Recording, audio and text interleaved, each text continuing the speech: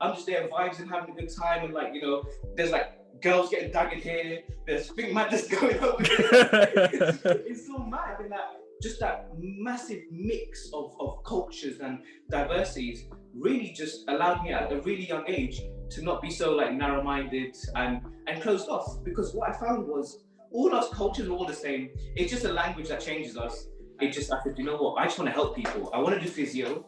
I met a blind guy who taught me a lot. He trained me, so that was great. Like Primal literally happened by mistake, and I was like, all right, cool, let's run with it. Got it done, incorporated, opened a business account, and literally, bro, it just snowballed.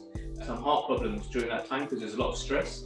I was doing like 120-hour work weeks, and obviously, because for me, it's all about being thrown in the deep end. Mm-hmm. Throw me in the deep end, and if I sink or swim, I sink or swim. That's it. Simple as.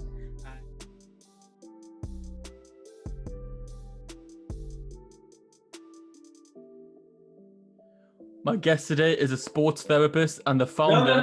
No. Firstly, let's address the reason why you thought I was going to cancel today. That's what I want to know why you thought I was going to cancel today. You want this at the beginning of the podcast? Yeah, this is the beginning of the podcast. We've started already.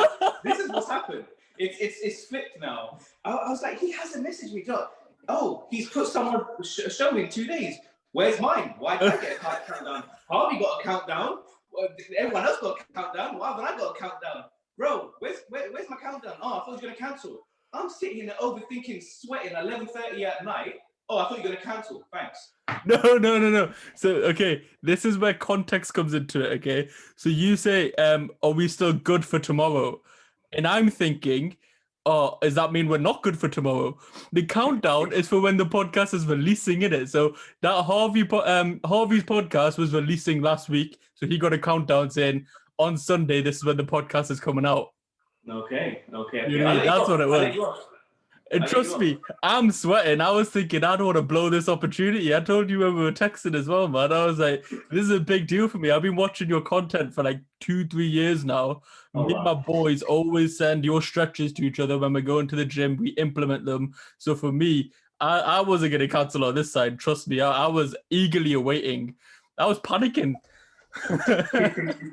Bro, trust me. You know what I'm saying? When I was like, when I read that, because I'm like dyslexic as well, so reading is not my strong point. So when I said that, I was like, bear in mind, I'm sweating right now. I'm like, oh my God, what's he going to ask me? What's he going to talk about? Oh my God, what's going to happen? Am I going to look good? What t-shirt am I going to wear? I haven't got my Jamal. Bro, madness is going on. Oh, I thought you were going to count. What?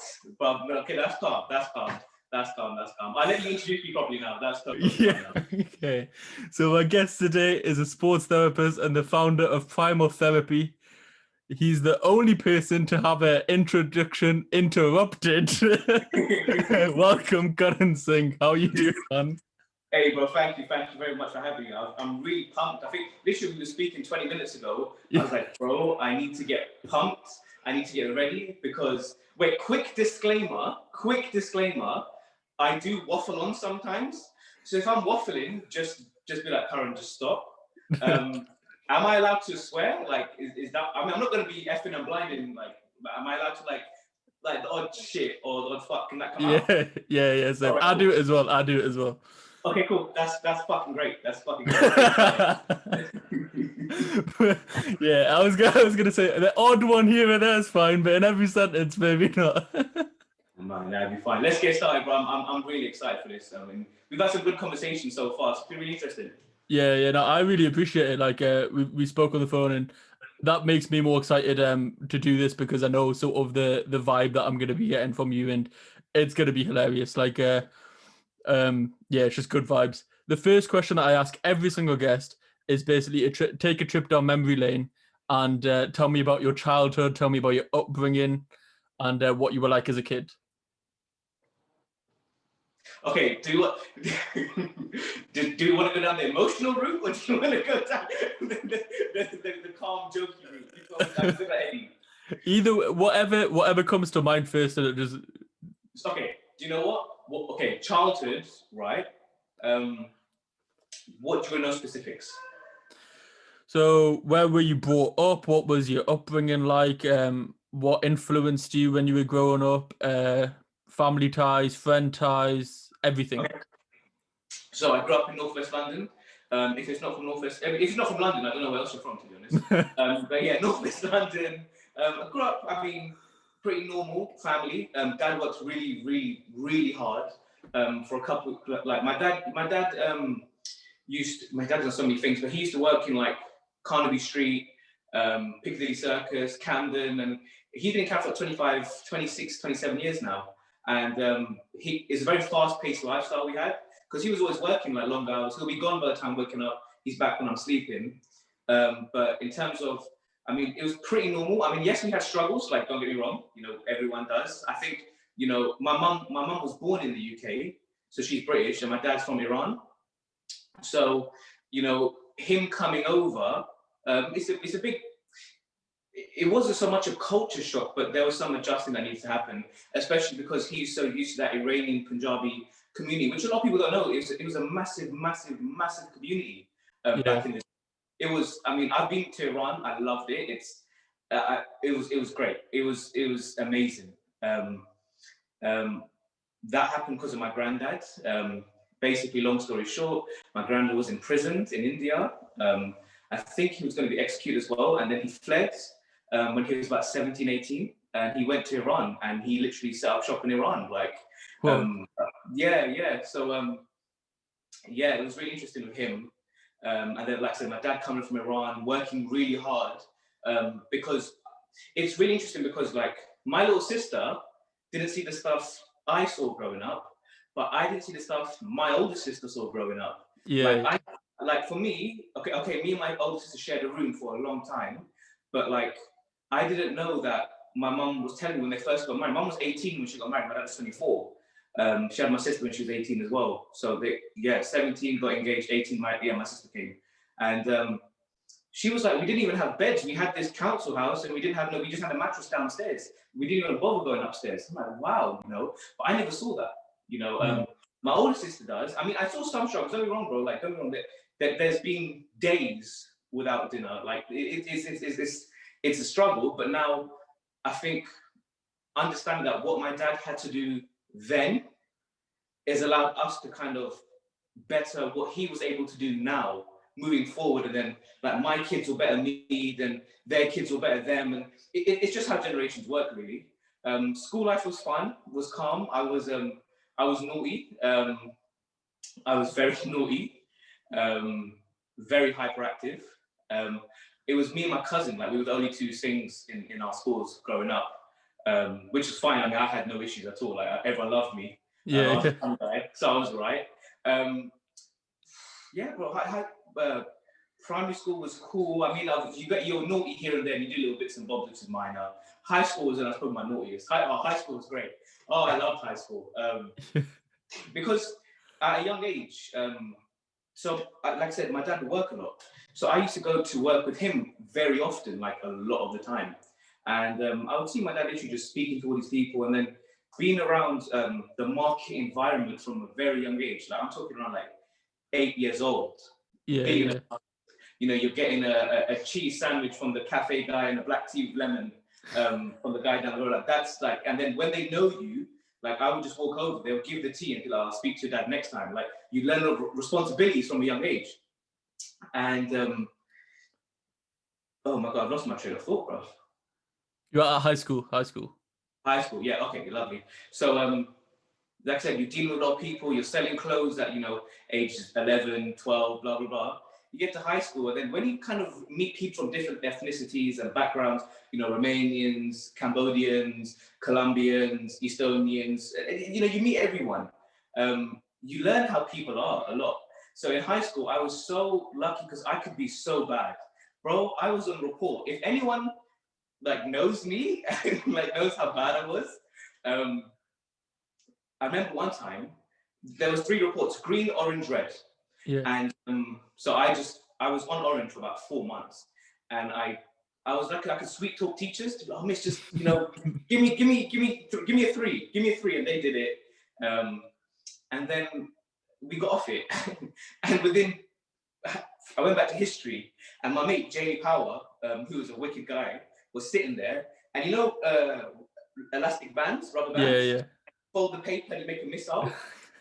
So he was sitting down, and me and my friend Haseeb, we were really naughty because we were always in report together.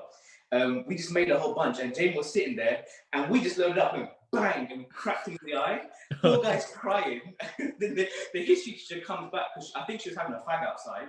Like, trust me, proper ghetto. She was having a fag outside. She comes back in, and Jamie's there just crying, like, what happened? And bro, without a blink of an eye, she goes, "You two just go to Mr. Backhouse." How did she know? And he literally just signed us off, saying you're off orange ball. He goes, "You guys are a joke." He goes, "I've just signed you off 6 minutes ago." Bang, red report from like year 8, and I stayed on report from just so until I left. But what happened was, because like I said, going back to the markets, learning how to speak and be cheeky, and just how to be. Mr. Backhouse said to me, "They're not going to get rid of you, Karen." He goes, "You're just too cheeky and you're too smart with it." And that's why they loved me. Like, they said, "Look, it's actually quite refreshing to have you there." So when I heard that in, I think, year 9, I was like, wicked. I'm going to enjoy the next 3 years, and I'm just going to have a great time. And like I said, I was really naughty, and I was a sweet talker. Like, I remember, okay, my head of year, Miss Aguda. So basically, if you get sent out of class,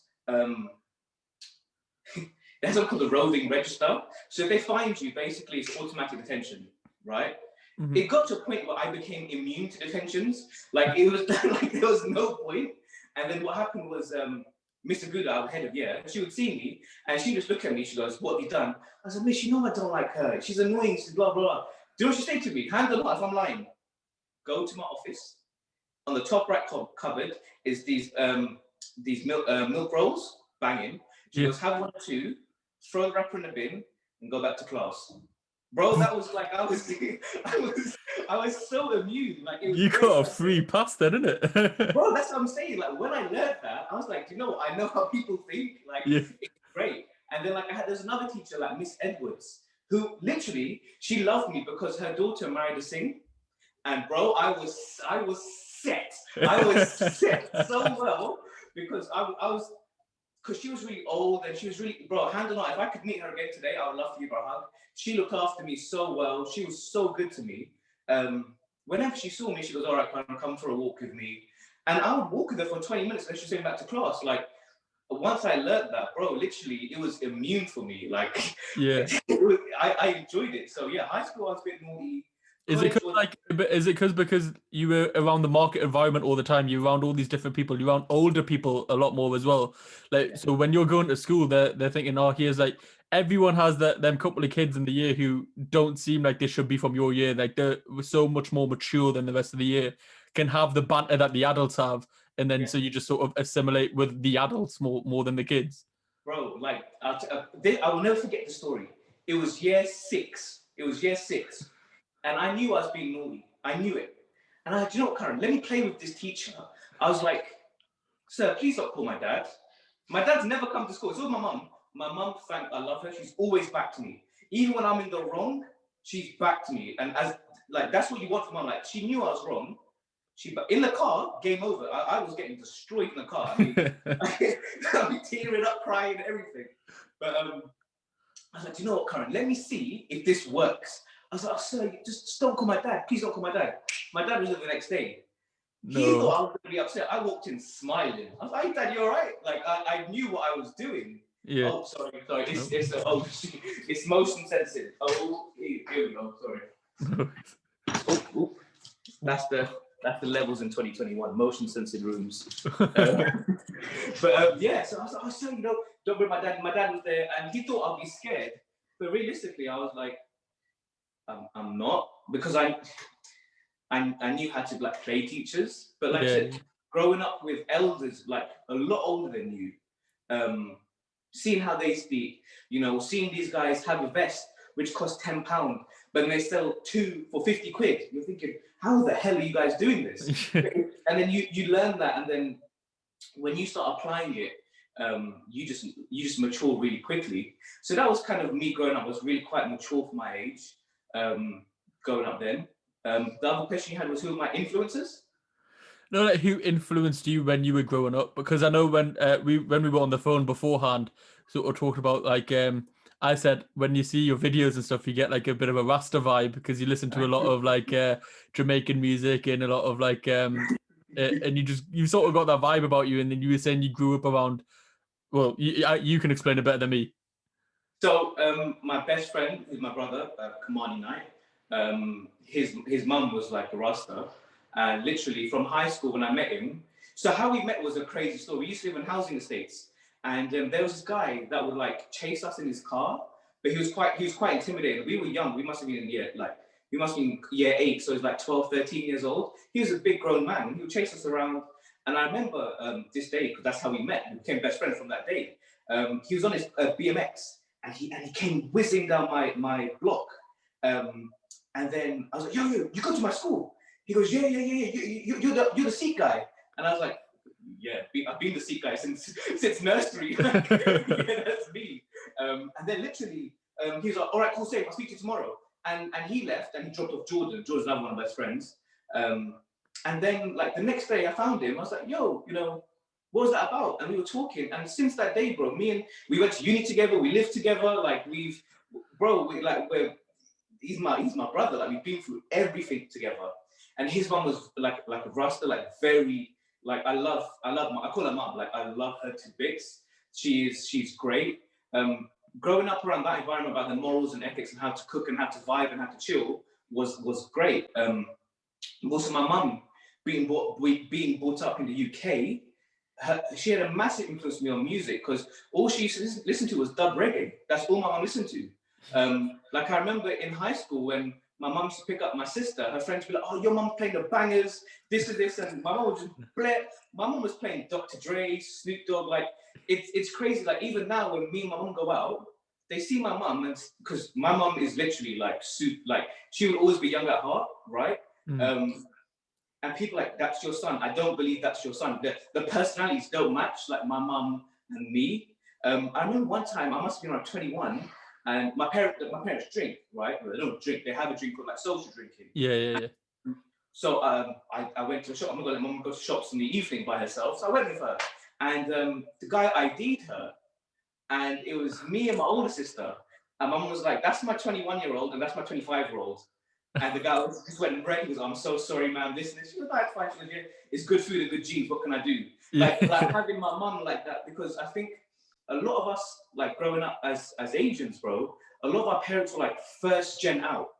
Mm-hmm. And it was very, holding on to like the culture so the kids don't lose it. And it's quite strict and firm because I've seen it with some of my cousins. Like I've seen like how their family is. But because my mum was born here, because my great grandma was so my great grandma is Gujarati Jain from Uganda. Right. Okay. My granddad is Punjabi Sikh, and my dad is Sikh from Iran. So like having that Gujarati East African influence there with the food and the language, like I don't know, I can understand Gujarati better than Punjabi, and that's really mad. Yeah. So I remember like I said again in high school, like these Gujarati kids would be like, oh, Bo Jalo Tegio, which means he's quite big. And I'd be like, Sukidu? And they'd be like, what? How do you know how to respond? And they couldn't fathom that. So growing up, like I said, I've had such a diverse background as well. Like my grandma being Gujarati Jain from Uganda. I was growing up eating East African matoki, posho food, ugali and stuff like that. My granddad, obviously growing up back in them days, he could speak Pashto, Urdu, Punjabi, Hindi. And then my mum's brother, who married a Spanish lady. So I grew up with my Spanish tia a lot. So there's at one point where I was like understanding Spanish really well. I grew up having like tostadas and everything. It was great. Like it was really crazy for me. And then my other uncle, he married a Turkish lady. So I got up having like dolmais, sarma, borek. Like it just having such a diverse upbringing. Like if you see a family picture of mine, honestly, I'm the only one with the star and the mull on. Everyone else is just like, it's crazy. Like my cousin's name is like Ruben Anand, Raul Anand. Like, yeah, bro, it's really interesting. And having those diversities, like, and then growing up my best friend's mum, literally like, bro, I was at his house every day for at least 6 years straight. We was always with each other. So obviously listening to reggae music, understand their culture, and their vibes and how they are was amazing. And then also, like, there was I grew up with a lot of people from the Nation of Islam as well. So understanding how they are, because they're very pro like nation. Like, if you're not in the nation, you're here.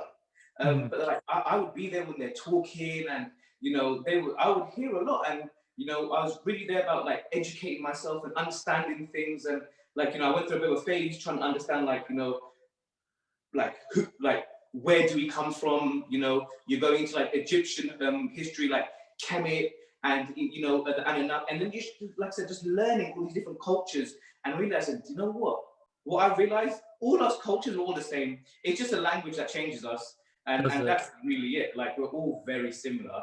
And like, even now, my missus, she's my fiance, she's Gujarati from Portugal. Wow. So like, it's yeah, bro, it's mad. Like, it's really crazy just having such a diverse like background, and because of like my dad being so proud, like Iranian, bro. My dad is a very proud Iranian Sikh. Like, he says like, yeah, I'm Iranian, bro. How we eat food is like how Iranians eat, like with a fork and spoon, and like our food is mainly Iranian food. Like, I mean, hand on heart, bro. Realistic. The only time I had Punjab food, I went to Gurdwara. Like, I'm dead serious. Like, it just, like I said, having that massive mix of cultures and diversities really just allowed me at a really young age to not be so like narrow-minded and closed off. Because what I found was, like, a lot of people just hang. It might just be more the safety thing, like safety in numbers, and like common like interests and stuff. But like, when I've seen like all the Gujaratis, and like all like the Chinese the Chinese, I was like, this is rubbish. Like, bro, I'll go to house parties, Harlesden, Stonebridge, like, bro, I was going to banging house parties. The only thing there, literally, bro, there with my little podcast, everyone's drinking. I don't drink, I don't smoke, I don't do any of that. I'm just there vibes and having a good time, and like, there's like girls getting dug in here, there's thing madness going on. It's so mad. But when I realized, like, at the end of the day, like, for me, I realized from a really young age that I'm on this journey myself. Everything else that happens around me is, as long as it's not affecting me and I'm not affecting, like, I'm not causing hurt to somebody else, just let it be, kind of thing. Like, it's what it is. I can't control that. Well, there's a girl getting dagged over here and a girl getting dagged. Well, what can I do? But if they're playing like Vibes Cartel or Kevin Little or Tapazuki, I'm vibes, and I'm enjoying myself in my element. So yeah, bro, I had a really big amalgamation of just so many things. I bet you think that I didn't think the answer would go on that long, right? No. I was thinking, like, okay, there's one different culture here, there's another different culture here, and then you kept on talking, and there's more and more cultures. But like we were saying beforehand, and I think you hit the nail on the head, is that when you're brought up around so many different cultures, you sort of realize, again, like you said, they're all the same, and then prejudices sort of go out the window. Do you know what I mean? I think that the thing that you were saying before of like so many communities just stay within themselves, I think it's because they haven't experienced, most likely positively, another culture. Like, their experience of a different culture will probably be negative for them to be closed off and remain in themselves. But when you are brought up by so many different cultures and so many different backgrounds and people looking so different, all your prejudices go out the window. Like, I imagine when you go out on the street, you don't really look at anybody in a negative sort of light. Like, you will be a very approachable person because you're brought up by so many different cultures. Bro, I remember like in the markets, like, but hand on heart, like, I do look quite scary. Like people say, like, you look quite scary because like when I got my damala and like it sits right, I look like a warrior. I look banging. But like, I used to be in the markets, I'd be like, "You right there, love? How you getting on?" And she's like, "Oh God, I didn't think you speak English." I'm like, "What do you mean? Speak English?" It's having that approach, and because, like I said, I was exposed to so much. I remember one time, oh my days. So Trading Standards. Anyway, you know about Trading Standard? Yeah. So they came down to us one time, and I was there, and I was maybe doing something I shouldn't have been doing, but I wasn't doing it really badly. And the guy, he didn't know me, but the main guy, he knew me. Like, he knew what I was about. Like, he knew me by name. And this guy didn't know me, and he assumed I couldn't speak English. So he was like, sell this you go prison, you know, see family, kids, you know, go home. And I'm like, okay, Karan, I know what's going on. I just kept quiet. I kept quiet. And I was like this. I was like this. He goes, you know, sell this no good. You go prison, you know, see family, long time, you go back home. And I'm like, in my head, I'm like, wow. I said, when shall I rattle this guy? Yeah. The main guy came down and he was like, you're right, Karan? I was like, tell me, what the hell is this guy talking about? Going home on the plane, not seeing my family. What's he talking about? And the guy went red in the face. Oh, no. And then he was like, sorry, I'm so sorry. And the guy was like, look, this is Karan, this is it, it's fine, blah, blah, move on. Yeah. So literally, ever since then, that guy did not look at me. Like, he just not look at me. But yeah, just like you said, just being able to understand that aspect of things it's really powerful. And sorry, I divert a bit, but like having those amalgamations of cultures and stuff like that, and the upbringing of the markets and stuff, it really allows you to mold your character from a young age.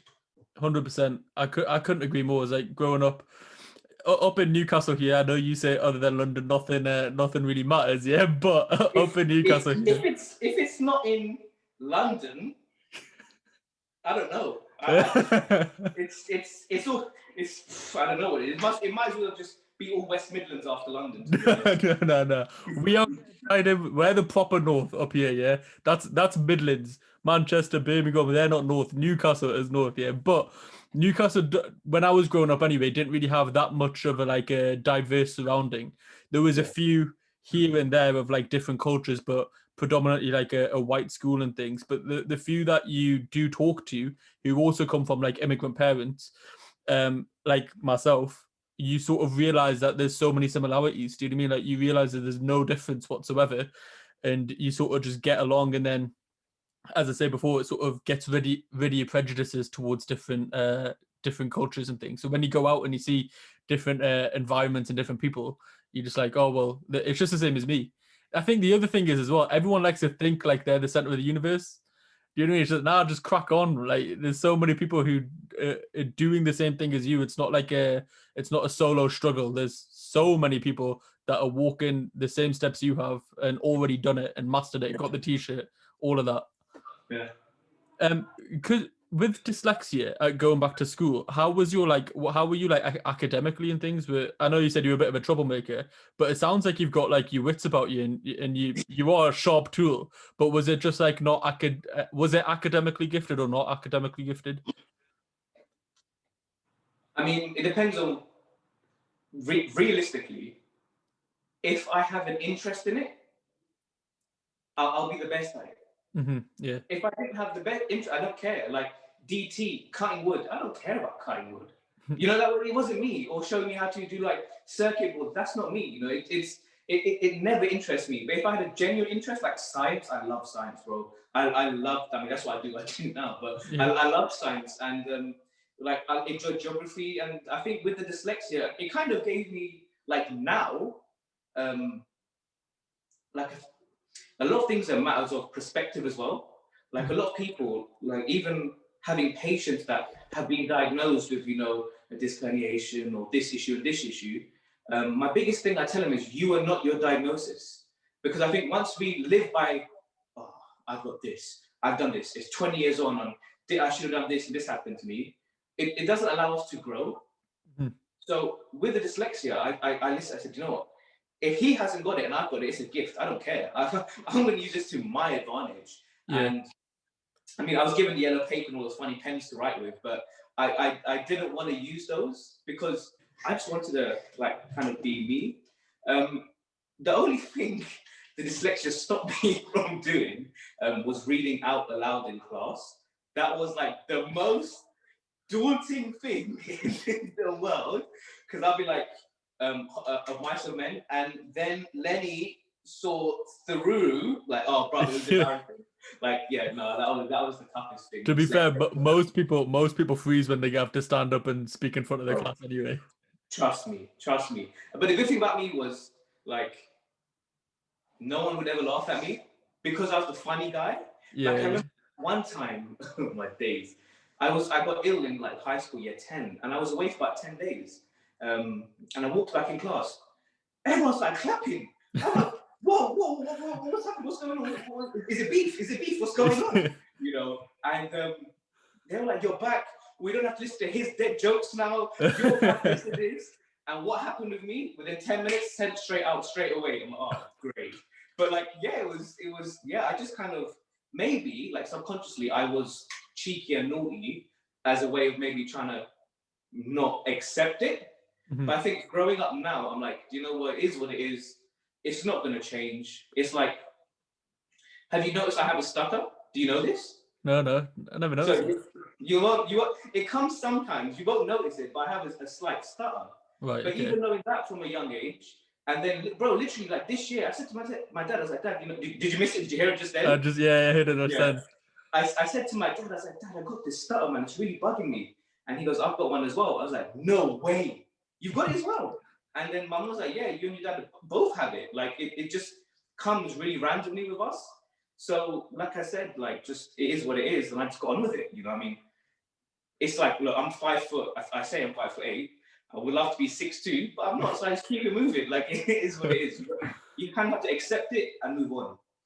Trust me, yeah, 6'2" life ain't that great, yeah. Like, sometimes being short is better. Trust me. But going back to the educational side of things, is like, so when you're deciding that, did you know early on that you wanted to be a sports therapist? Is that something that you like wanted to do alongside? No? So I want to be a lot of things in life. Yeah. Like I've always said to myself, Karan, whatever you do, you're gonna do it well and excel. But once you kind of had that period of it, you're gonna bring other people up with it. And then I said, basically, long story short, my dad has always said if he ever wins the lottery, he'll give up everything and go like become a Gyanni and stuff like that. Mm-hmm. So having that ringing in the back of my head, I've wanted to always be a few things, and I'll link the stories together. So I wanted to be, I think earlier on, I can remember I wanted to be a marine biologist because I've had fishes, and those people that follow me know I've had fish about 15, 16 years. My latest tank was 7 foot by 2.5 by 2 foot. It cracked, unfortunately, which is really gutted. That really upset me. But yeah, no, marine biologist. I wanted to also be, I really wanted to be a doctor. I really wanted to be a doctor. Mm-hmm. But like I said, my grades wasn't, it was average. I mean, nothing special, you know. Yeah, nothing special in terms of my grade. I could never do the doctor. I wanted to do physio, but because of my grade, again, I didn't get what I needed to get. So I had to always kind of go the long way around to get where I needed to get to. Yeah. And that's with the academic side of things. But kind of linking it back to my story, what I was saying, like I always just wanted to do something, be really good at it, help as many people, or you know, discover something or do something, and then kind of like give it to someone. If it's my daughter or my son or whoever, but this is for you. And then I kind of just want to have a really peaceful life. Like literally, I might sound cliche, but I literally just want to live with me, my missus, my family, a banging fish tank, and like 2 or 3 dogs, and just have a really chilled life. Like when I was younger, like even now, when I see some of my clients' houses that got these massive mansions and you know all this stuff, hand on heart, it would impress a lot of people. But it does, bro. Yeah, if you go to someone's house, 5 floors, and they've got like 20 acres, and it would impress you. But now, analyzing things subjectively, I'm like, do you know what? That's maybe written for them to have. I'm happy to kind of just like grow really well, do what I need to do, but also scale it down and just realize that being a family for me it's really important. And we haven't even got into Primal yet. Wow. The last like 2 years of Primal has really made me, so this is what a lot of people don't talk about things. Like I haven't been literally with my family properly for like 2 years because I'm so busy working on things. And when you're really trying to work hard and grind and just really just work hard, like seeing my dad how he worked and applying that same work rate, you do miss out on a lot of things. And like for me, I don't remember my dad being there for when I was a kid. I don't remember him being there because he was always working. But that's not fault of his own or my own. And I know that he misses that, because literally he said the other day, like, you're engaged, your sister's getting married, I've missed out your whole life. And that's what I don't want. Like, I was telling my fiance today, I was like, I don't want to literally blink and my kids are all married and off and uni and stuff. I don't want that. That's why I'm trying to work stupid, ridiculously hard now, so I can enjoy that with my family.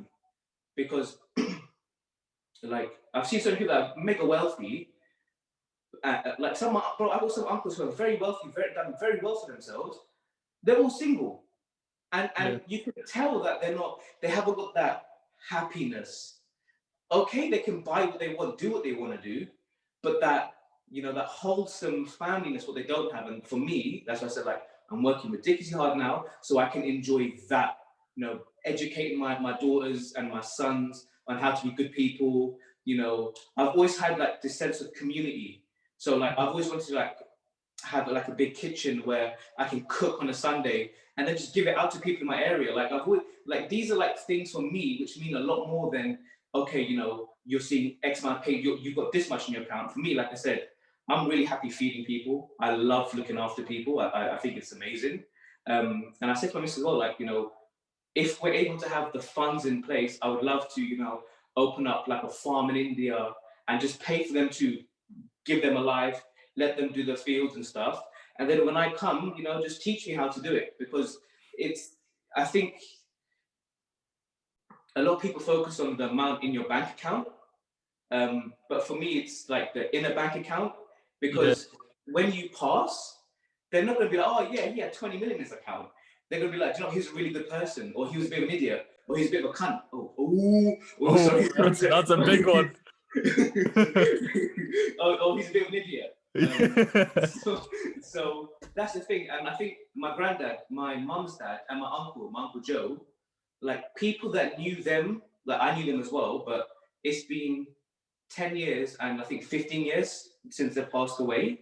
And people are still saying now they were the greatest man we ever met. He was the nicest man I ever met. And for me, that means so much more than, oh, do you know what, I've got a portfolio of 50 rental properties and this and this and this. Like, yes, have it, great. But family is and it's what they say about you is the big thing for me. 100%. I couldn't agree more, to be honest. Like, you definitely do need like finances to do what you want to do, etc. But at the end of the day, like, nobody's gonna remember, but nobody's gonna know how much is in your account. Do you know what I mean? Everyone is gonna talk about you in a positive or negative way, and you hopefully want there to be more positive than negative. The thing that you were saying earlier is like when you see it often where like kids don't reflect like the parents or the money earner because that person's never in the house, or like you see it all the time where like the guy who's went out and done the hard graft and brought in the money will be the soundest guy ever, and then you see like the rest of the family who are benefiting from that money and they're just nothing like that person, and you're thinking, hey, what's happened here? But it is often the case that they're just not in the house, they're out actually doing the graft sort of thing.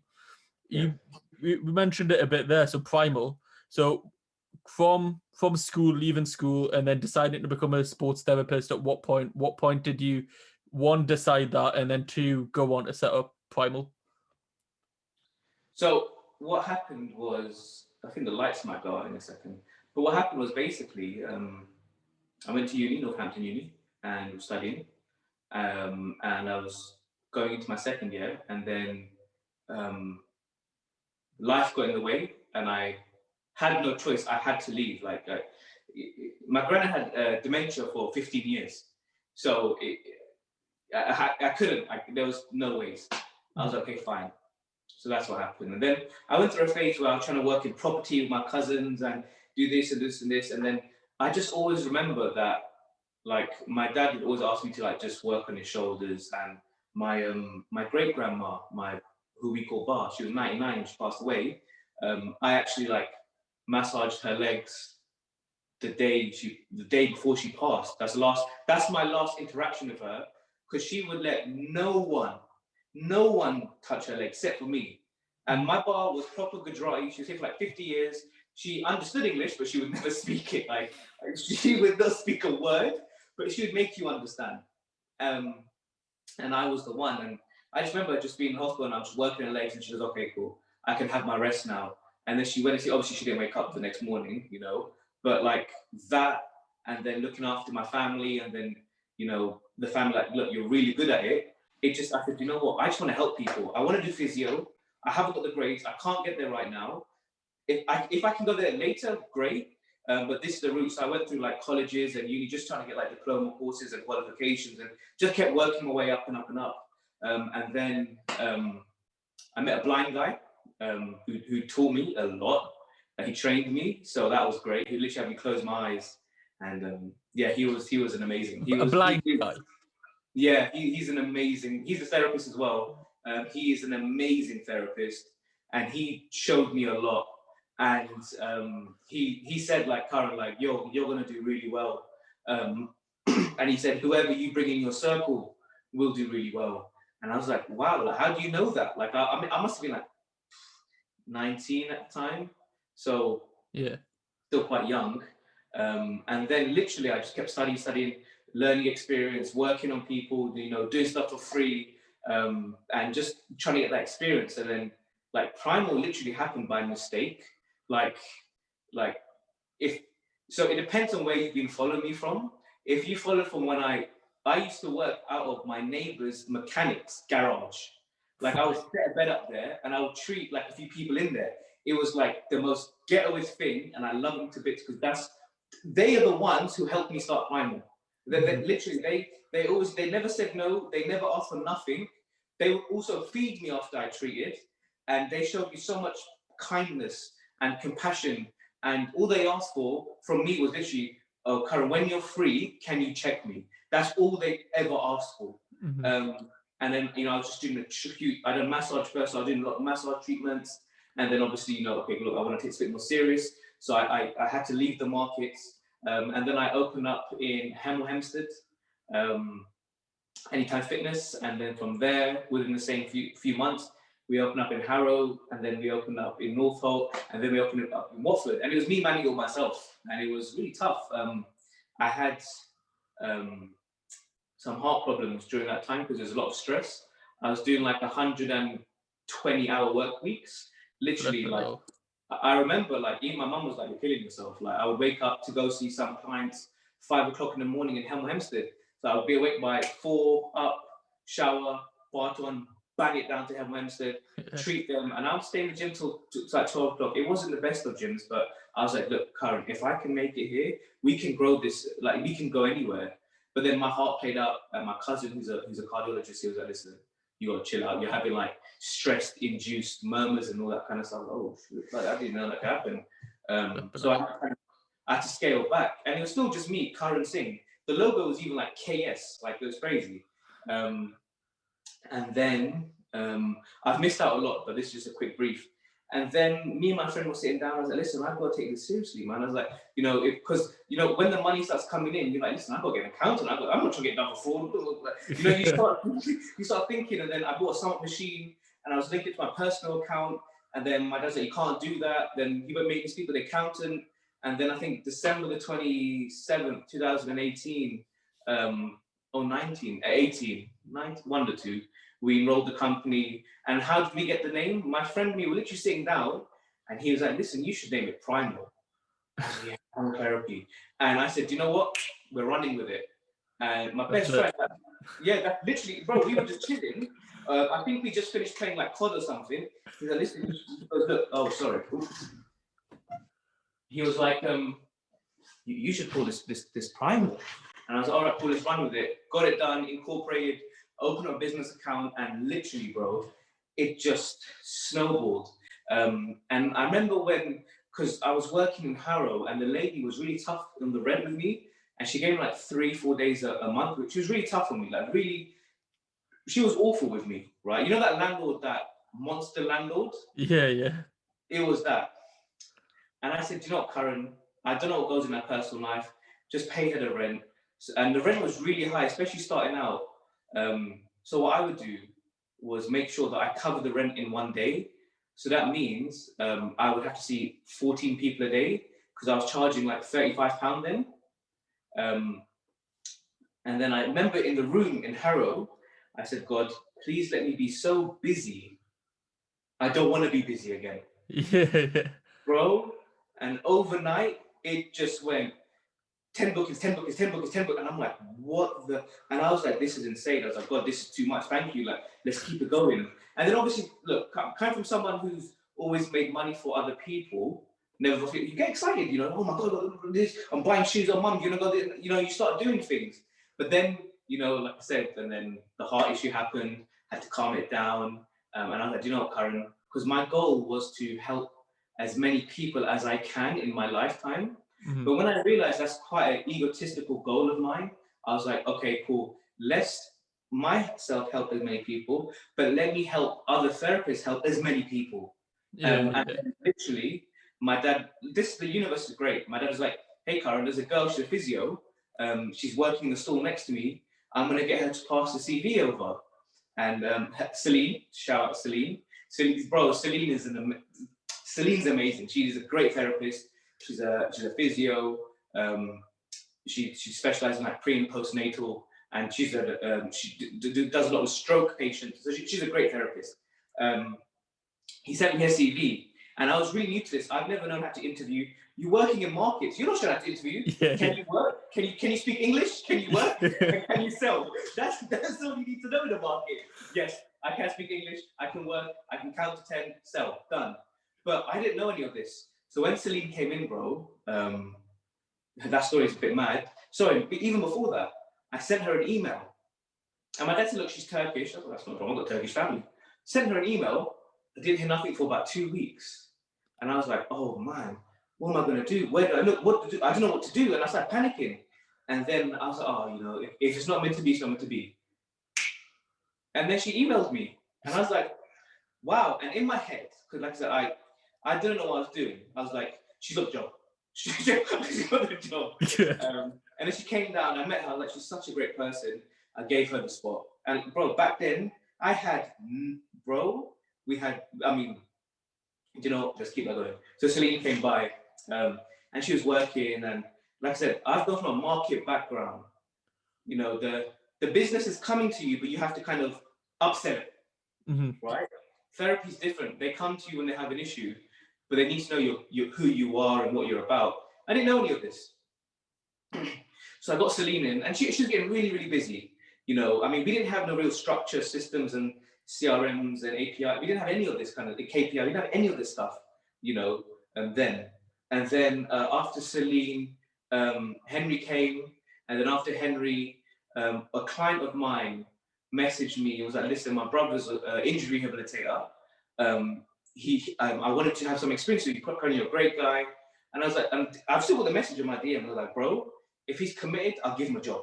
Like, no experience, bro. I have no experience in hiring people, HR, payroll, none of this stuff. Even though I don't understand it. Even though I don't understand it.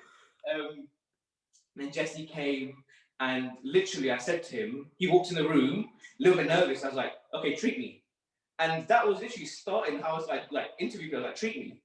And obviously, because for me, it's all about being thrown in the deep end. Throw me in the deep end, and if I sink or swim, I sink or swim. That's it. Simple as. And he treated me, and I was like, you know what? Yeah, cool. He's young. We can vibe together. I get along with him. Jesse came along. And then, you know, we're all building. You know, we had our first photo shoot, and it's going well. And you know, we're not bringing masses of amounts of money, but it's sustaining itself, and you know, everyone's getting paid, and I can deal with that, you know. And then we was in Northolt, Watford. Yeah, Northolt, Watford. Yeah, Northolt. Yeah, wow. Oh wow, Northolt, Watford. And then Drillen came along, and when I met him, he came in, you know, nice watch, smartly dressed, like he came in like a proper interview. And I was like, listen, I'm the least serious candidate you'll ever meet in your life. Like, I don't know how I'm engaged. I do not understand how I'm engaged. He came in, and I saw him, and I was like, no, oh my God, he DM'd me. He had 220 followers, and we were talking. And he was like, listen, I've been following you for a few months. I like your stuff, you know. Can I have an interview kind of thing? I was like, you know what? Come down. I think I said tomorrow or the next day. He came down, nice watch, dressed, hair slicked back, come really, come for an interview. And me and Jesse were in the room. He just walks in. Instantly, we just vibed. Yeah. Like Lean and the others, we just, boom, just had a connection there. And we were chatting. He was, yeah, I do this and this. And then I was like, all right, treat Jesse. And even Jesse was like, what do you mean treat me? I was like, yes, treat Jesse. He got straight in on it. And within the time, I was like, all right, cool. We're going to get you on board. We're going to do this many days and blah, blah, blah. And then we had a conversation about a month later. I was like, Trillian, what's your goals? Like, what do you want to get? Like, where do you want to be? He goes, I would love to have my own site. And then I was like, okay. Because me, I'm all about having a team where I can allow them to allow their personal life and their personal goals to be achieved. Like, I think the most crucial thing in having a team and a company culture is that everyone gets along, but everyone is not just progressing the business, they're progressing themselves. Yeah. Because I've seen some of my mates who work in Tesco's or these places, they're progressing the business, they're doing what needs to be done, but their personal life, they're still playing FIFA. Do you get what I'm saying? Like, there's no progression. So I was like, Karan, earlier on, I want to make it sure that I can give these guys what they want. So like Celine said, Karan, I want to, focus on pregnancy and do that and that. We're doing that this year because of COVID. I mean, COVID cancelled last year. I mean, I've taken 3 years off my age. I think I'm 24 again because COVID cancelled everything. So I'm 24 again. And so like Julian came in and was like, I want to have my own clinic. And I said, all right, cool. So then I got us another clinic, I said, here you go, like, ta-da.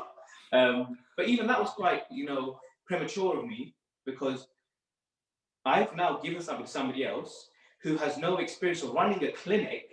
And I'm like, hey, here you go. So then, So then, like I said, it was just about clients and we would get all the bookings and then we kept growing the team. And then Henry left, and then Jesse left. And then Jordan came in. Jordan came in just when the pandemic started. So I loved Jordan. Yeah, he's a wicked guy again. He came on board and literally we interviewed him. And like a few weeks later, he goes, look, I've been in contact with someone who had COVID. I've got the flu right now. I'm isolating. I just want to let you guys know. Anyway, lockdown kicked in. It was like the 26th of March or something. So then I was like, okay, cool. Do you know what? I can either sink or swim. You throw me in the deep end, sink or swim. So from that day on, the 27th of March, I think, I literally sat down in my room and I just said, I'm going to grow this company. So literally I started writing down like a user manual, policies, GDPR stuff. I was getting lawyers involved. I got involved with the HR team. We put systems in place, CRM systems, automation tools. And bro, literally, when lockdown ended, I was like, it's been 5 months already. Like, honestly, I thought it was a week. Because I was just in that room, tunnel vision, working from 10 till 2, even drilling, like, get some rest. And obviously, from the pandemic, when it started getting worse, the team, like, I might look at doing some Amazon delivery, I might look at this. Everyone's panicking, And in my head, I was like, no, I can't let that happen to these guys. They've done so well, I cannot allow them. But I need to say this right. There is nothing wrong with any job. Like a few weeks ago, somebody was making fun of a cleaner. I was like, listen, it doesn't matter because that person is still getting up, doing their thing, making an honest living and looking after someone. I said, you're a bum. You're just smoking weed and playing FIFA. So you're just a waste man to me, right? And like, no one is too good for any job. I've lived by that rule. Like I've said to myself, if this all goes to crap one day and I have to be a cleaner, I'll be a cleaner and I'll be the best cleaner around. Like that's what it is. Nobody's no good for any job. Even if you're like I remember like when they shut down Camden Market, one of the market owners, he went to go work in a restaurant. I told my uncle, he goes, oh, that's so sad. I was like, why is it sad? He goes, he had his own business, he had a warehouse and this. I said, look, from that perspective, yes, but he's happy, he's healthy, he's still earning a living. No one is too good for any job. Like, do you get what I'm saying? Yeah, there's a similar story, like especially with the cleaning one. Is do you know who Nav Bhatia is? The Toronto Raptors superfan. Have you seen that thing? So like he's got a mad story. He fled India after 1984, from like them attacks. Goes to Canada, couldn't find a job. He had like a mechanical engineering background, becomes a cleaner. From a cleaner, and he says it as well. He's like, I was a cleaner, but I was the best cleaner. Exactly what you said. And then he ends up getting a job as a car salesman in a Hyundai dealership. Yeah. Within 3 months, he sells 127 cars, which is nuts. Yeah. 2 years later, he buys that dealership. Now he's got so many dealerships all around Canada and North America. He's worth like 50 mil. He hasn't missed a Toronto Raptors game for 20 plus years. He sits courtside next to Drake. Everybody like in Toronto knows him. When they won the championship a couple of years ago, they gave him a ring. Like they gave him a championship ring because he's like that loyal sort of thing. So it's a similar story of whatever you're gonna do, just do it to the fullest. Be the best. Because if you're the best, it's I'm the best. Simple as. Like that's why I said like no one's good for any job. And sorry, I've lost trail of thought, bro. Where was we? We was what was it? Sorry. So the driller came and they gave him a site and lockdown working, getting all systems in place, and even like when I started introducing things like our Slack, Jane, Asana, there was so much resilience from the team. They're like, no, it's not going to work, this and this. And I said, I'm sorry, you guys got to stick with it. And now they're like, yeah, Karan, this is easy now. And like even like Jordan, who's our newest recruit, he only started in September. He officially started yesterday. Shout out Jordan. But he's been with us for the whole year. He goes, Karan, it's mad because I would come in, because he came in when I'd done my first team meeting, he was there. And now, like, it's just developed to a point where it's just, for me, I get quite emotional because I'm like, this is crazy. Like, it's now starting to run itself kind of thing. Yeah. And from a business, that's what you want. You want the business to rely on the operations and procedures you put in place for it to work. Because if it's too reliant on me as the bottleneck or the individual, it will never grow. It will just rely on Karan Singh. And if I want this to grow to a point where, like I said, maybe one day when I pass away, but this is still going, that's the vision I have with this thing. Once I go, this is still going. It's still growing and growing and growing. So yeah, like I can't be the final bottleneck of this anymore because, like I said, it's a collective now. It's no longer just like Karan at Primal Therapy. It's actually Celine, Drillin, Jordan, admin team, Loretta. Oh, 1 second, bro. So now the introduction's done out of the way. Should we get into Primal? yeah, definitely. A question that I was going to ask is, so when we were speaking beforehand, I was going to introduce you as a physiotherapist, but you corrected me and said sports therapist. What is the difference between the two? A degree. Just a degree. Okay. Right, fair enough. Yeah. So I've had people try to sue me on this. Oh, bro, I've had the works thrown at me. I've had people try to sue me on some craziness. Physiotherapy is a protected title, same as osteopathy and chiropractic, meaning there's governing bodies that basically watch and monitor things. So, for example, if me not being a physio or osteopath start saying, oh, I'm an osteopath, I'm a physiotherapist, the HCPC and all these big governing bodies will be like, no, you're not. Show us your papers. We haven't got you on our registrar, so you're not a physio. It's illegal what you're doing. Right. Stop now, and we can take affirmative action kind of thing. So that's the difference. And as sports therapists and injury rehabilitators, sports massage therapists and stuff like that, pre-lockdown, we was actually classified in hair and beauty salon. Oh, wow. Yeah. Yeah. So that's why during the first lockdown, a lot of us was not allowed to work because we were classified as beauty and hair and that kind of stuff. And then our governing bodies, BASRAT, SST, STA, and all these other people, well, not the STA. Let's not talk about the STA. All the other governing bodies were like, listen, they're not massage therapists. This is what they're doing. They're taking the burden off the NHS. If someone goes into any shoulder pain, right, and there's some woman that's got a heart palpitation going on or something, it's just taking up that time before she can get seen. So they've lobbied it, and now, like, for example, we've, thank God, been able to stay open because physios are like the gold standard backed by the NHS and like osteos as well. They're like on their own level. They're allowed to be open regardless. With us, it's been a bit of a struggle. That's why, like, financially, we've been hit with a few bits and bobs. But yeah, that's the main difference, bro. It's a uni degree in protected terms and titles. Yeah, I was wondering what the difference was because I tried to Google it a bit and I couldn't really see too much other than like basically what you just said. I think the Google answer is always going to be the worst, and that's obviously what you do straight away. Just Google it and it comes up with some random stuff. So It's it's it's hard because physio, sports therapy, they overlap a lot. Like it's Mhm.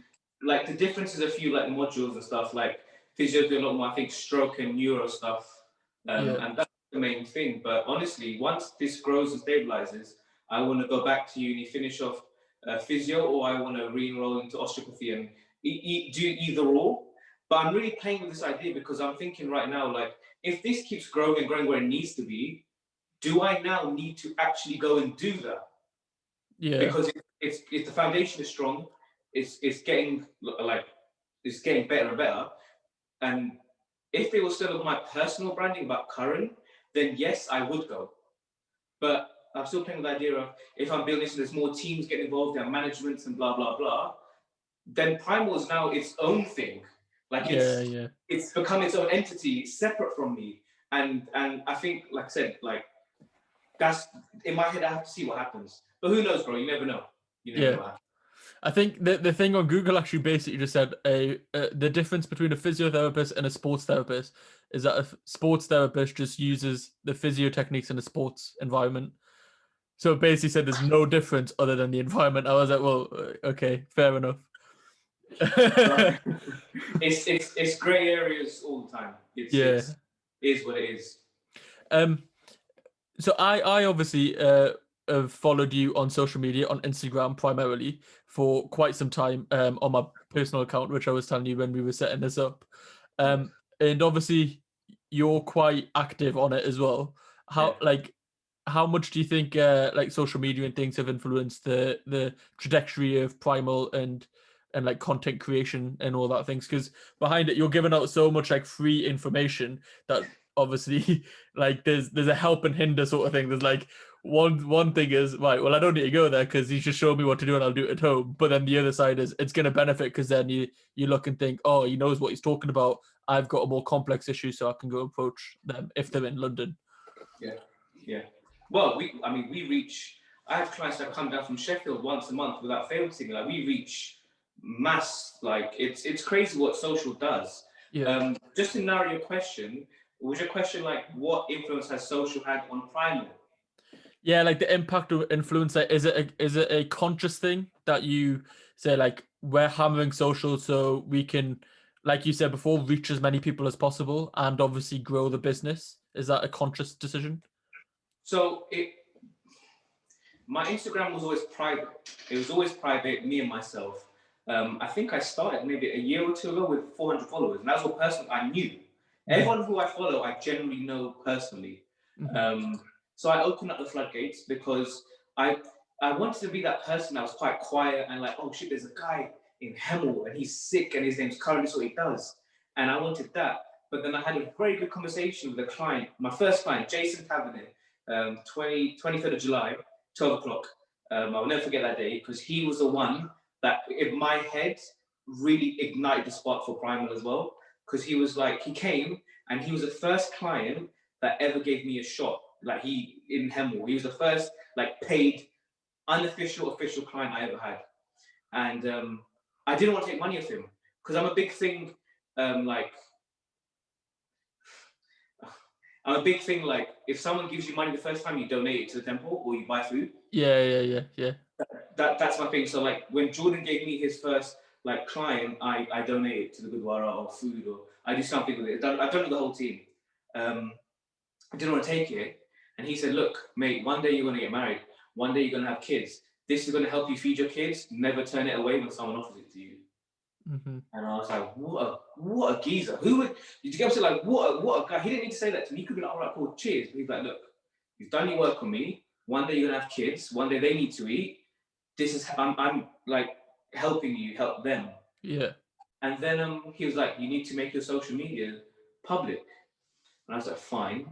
And when I finally took the step to make it public. That sounded like a reluctant fine. You're like, fine. Yeah. Literally, I was like, oh, great. But when I got to the point of doing it, like how do I explain it? Social media does play a big role in what we do. Like, it's quite a passionate subject of mine because I try to be myself in everything I do. Mm-hmm. And I've worked with a lot of people that say, no, you can't do that, you can't do that, you can't do that. And I've always been the person like, fuck you. I'm doing what I want to do. I'm listening to what music I want to listen to. I'm doing this. You can't tell me what to do. But now, as Primal has, like I said, it's becoming its own entity, I now have to be mindful of what I say and what I do and little bits and bobs like that. Like, for example, you know, the whole farmers issue, right? That's going on. Yeah. Bro, I support that. I've donated money. Like, there's a lot I've done, but I don't put it on my social. And I've had a fair few Sikhs like message me, you know, you should use this and this. I'm like, this, yeah. Like, I am using it, but I also have to be mindful that this platform is not for me. It's Primal and the team. Yeah, yeah. My team is so diverse, like different cultures, different backgrounds. You know, do you know, for example, a few months ago in Poland, they like abolished the abortion rule, something like that, right? Right. So I'm like, I can't just narrow it for mine. Yes, bro. When you see something posted about the Kisan, it's me. I'm there. But bro, there's 6 other people that manage this account, and like I said, it's become its own entity. And yes, we do have to be mindful of what we say, like I like swearing. So I've had to like kind of sit back and kind of be myself, but just be a bit more mindful of what I've done. The social media aspect has helped Primal grow massively. Like, compared to a lot of people, it's really helped us elevate social awareness. But I think as you grow and develop, there's like a bit of responsibility as well that comes with it naturally. You know, not to be controversial on certain things too much. And it annoys me. Like, if you want to chat to me about my views and blah blah, chat to me. Like, I'll talk to you personally. But he's saying that again, bro. If you're having this conversation on social, someone can easily just screenshot it, send it somewhere, and then that's you finished. Like, and take out really context as well. Yeah, bro, exactly. And you have to be really mindful, especially when your end goal in sight is to make this its own thing. You have to be mindful of not ruining that, because I could say something, let's just say I say something very controversial, right? I'm responsible for a team of 6 people. Now I've potentially ruined that for them. Yeah. So I can't do that. If it's just me, myself and whatever, all day long I'll say what I want and do what I want. But when you're responsible for a team, you have to be mindful, especially socials, because bro, social can be a nasty place, bro. Like it can 100%. Be really awful. Like, what did one guy say to me? So this is what I find interesting. One guy commented, and I did a video about hip mobility, and he said, "Oh, losing weight would help," right? For me, I laughed it off. I'm like, mate, to be honest, I mean, you're 100% right. Losing weight is being more mobile. Like, you're right. But bro, the amount of people that was like, "Who the hell are you? Do you know?" And was just slandering this guy for me and people I've never met before. I'm like, wow, this is insane. And I really value the whole aspect that, like you said, people, like how social, like the perception of it as well. Like, you've seen me through social. Yeah. And you've spoken to me on the phone. Yeah. Is there any difference? Very little, to be fair. I'm probably more open on the phone like now. Yeah, exactly. But it plays a huge role in a lot of things, bro. But that's the world we live in now. Yeah. Everything's automated, everything's online. You have to be present, and not just Insta. Like, I haven't even touched Facebook, YouTube avenues, or TikTok yet. We're going to be going down that route later in the year. But you know, it plays a massive thing, and everyone's out there just trying to be seen. Yeah. And yeah, it's quite scary. Like, one of my posts I put out, I think it's now hit like 18K views on a reel. And I can't understand that. Like, I'm like, I've done so many posts over the last 2-3 years. How the hell has this one post just gone boom? Obviously, it was an algorithm, blah, blah. But I'm like, I still don't fathom how 18,000 people have seen a video of me. Yeah, a guy from Northwest London who wears like ripped joggers and holes in his socks and stuff. Is 18,000 people have seen it, and it's just mind blowing, bro. It's insane. It plays a big role in things, definitely. 100%. Like, the thing you were saying before about is there any difference? I actually message my mate. So me and my mate, obviously, our Insta chat is basically just videos of you for when we go to the gym. Yeah, like it has been for a couple of years. I'm not like trying to gas you up or anything. I told you this before when we went on the podcast. It just is what it is. And then you rang me the first time to set up the podcast, and I got off the phone. I was like, "You're never gonna guess who like just rang us." Yeah, and I was like, "It's Karan." Yeah, he was like, "What? Like, is it Primal Therapy?" I was like, "Yeah, yeah." And he's like, "What was he like?" I was like, "Yo, he's proper jokes, you know." Like I wasn't expecting it to be so funny. He was like, "Well, to be fair, he's funny in every video." But I was like, "Yeah, but some people do put on like a bit extra for videos." But I was like, "Nah, it's consistent." The whole algorithm thing is nuts. To be fair, this is a conversation I've had with quite a lot of people on the podcast and off. Numbers on social media are nuts. I always try to put it in perspective of football stadiums. That's how I comprehend everything in my mind. So if someone has like 200,000 likes on something, in my mind, that's 4 St. James's Parks. And if you go to St. James's Park, which is the Newcastle football stadium, when it's full and the atmosphere is crazy, it's beyond like it's like nothing else. Times that by 4, and that's mental. Do you know what I mean? Then you get millions of people. It's like it's unfathomable, but obviously you do get like these numbers are just absolutely crazy. Yeah. You obviously do have like quite a diverse social clientele as well. It's not just like athletes, it's not just desk workers, but they're all from different backgrounds. This is a question that I asked Harvey as well. So it's quite interesting to see what your perspective would be. From different ethnic backgrounds, do you find that different ethnicities have similar problems? So, and I'll give an example of like say Indians might have a lot of lower back problems from overdeveloped quads and things like this and underdeveloped hamstrings, or is it more profession based of whatever the person does that plays more of a factor? Yeah, I think now living in, see, that question is a bit hard for me just because it depends on who is your majority clientele you see. If you're in like West London, you're going to have a very high Asian population. We got one side in Hertfordshire. Mine is nowhere near Asian demographic. I think the main answer to that question is right now we all kind of do the same thing. We sit down a lot. We're just sitting down too much, really. You know, standing, not moving, and this and this. I think it's more of everyone is having the same issues: neck, shoulders, low back, neck, shoulders, low back, neck, shoulders, low back. If you play a sport, then maybe lower limbs and stuff like that. But predominantly for me, and what I'm seeing is a lot of people all have the same ailments. I think one time there was like a whole week, bro, a whole goddamn week. I was doing pec release, and I'm like, oh my God. And I said, God, please give me something else, man. Give me something else, man. And then he gave me Morton's neuroma. I'm like, oh my God, fine, okay, fine. It is what it is, you know. But even having that Morton's neuroma, I mean, it's annoying, but you can manage it. It'll go away. But like, it was just that change. But no, I think everyone now, generally, irrespective of culture, ethnicity, have generally the same issue. We're all on our phones. We're all working on our desks too much. We're all sitting in front of screens, you know. But athletes are different, especially like football athletes. Drilling, he was like gonna be semi-pro. He plays football really well. He works for QPR.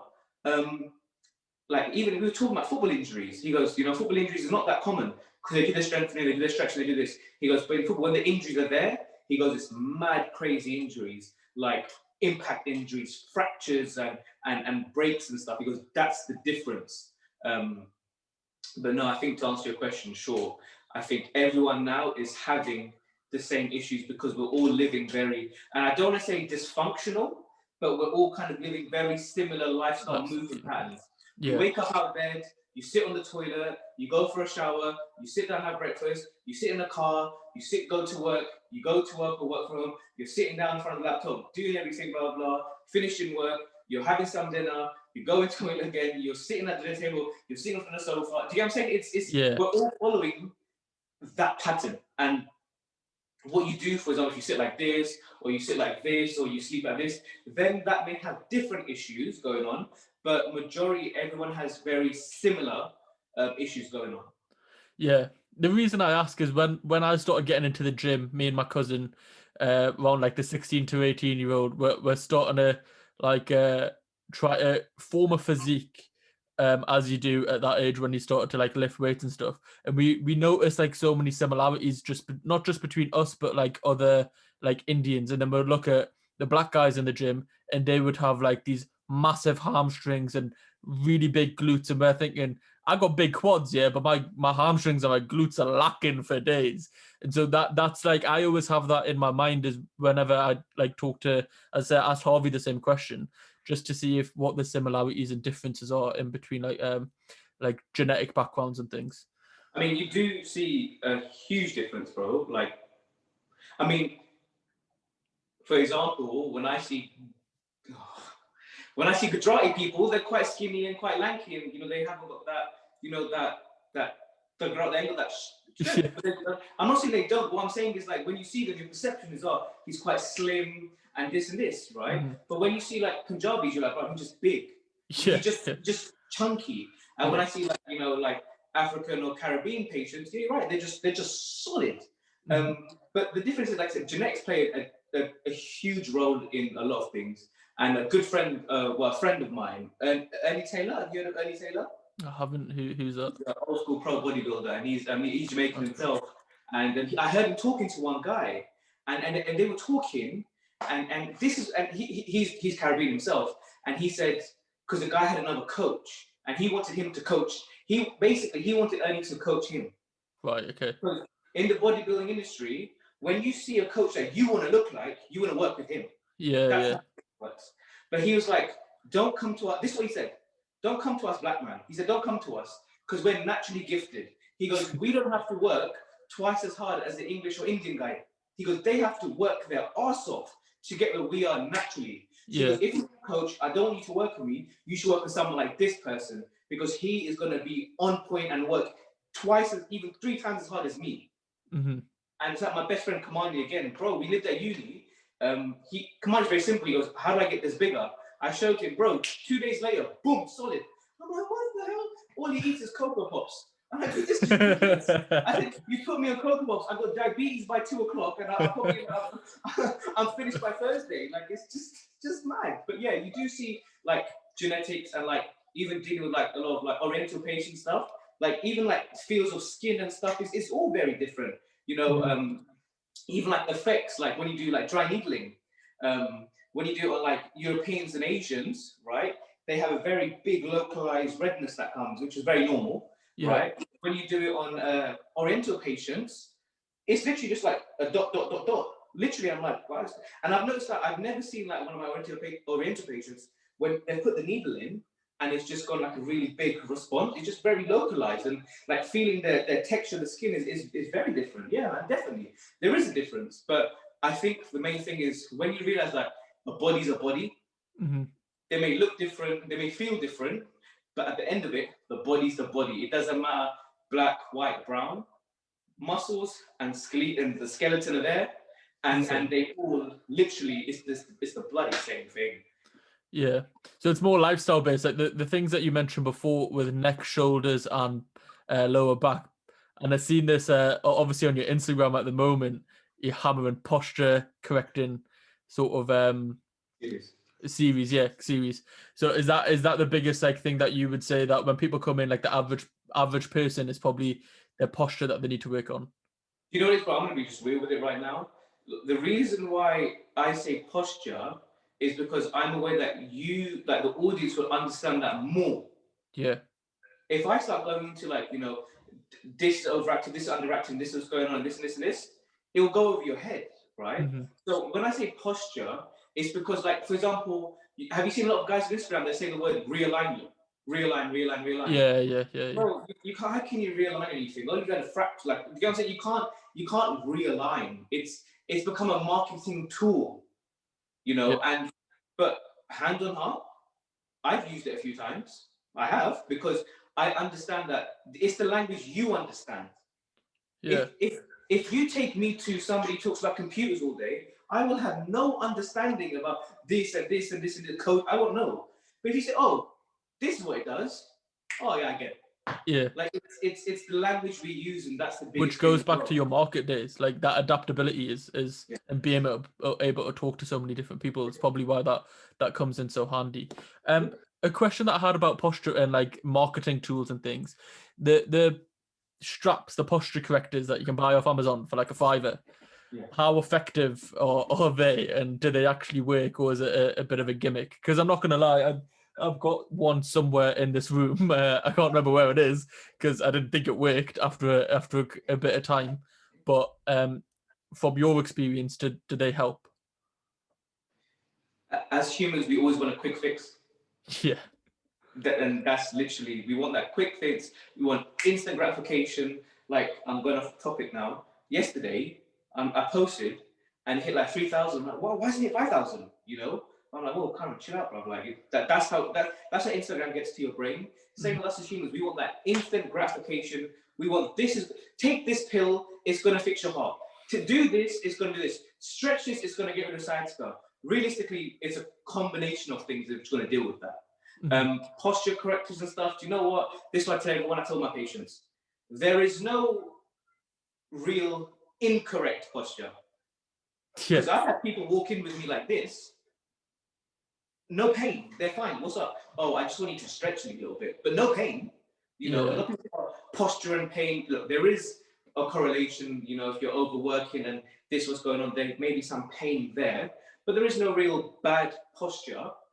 There's a correct posture anatomically, which you've been trained by, which everyone kind of wants to kind of look like this, which is, it's not a natural posture anyway. The body should be relaxed in itself. Going back to the posture correction, like I said, I tell my patients, if it's working for you, do it. Because if it's going to allow you to get better quicker, I want you to do that, right? But if you want to actually engage those muscles themselves and kind of do it yourself, we can also do that. But I think, like I said, a lot of people, they don't understand that.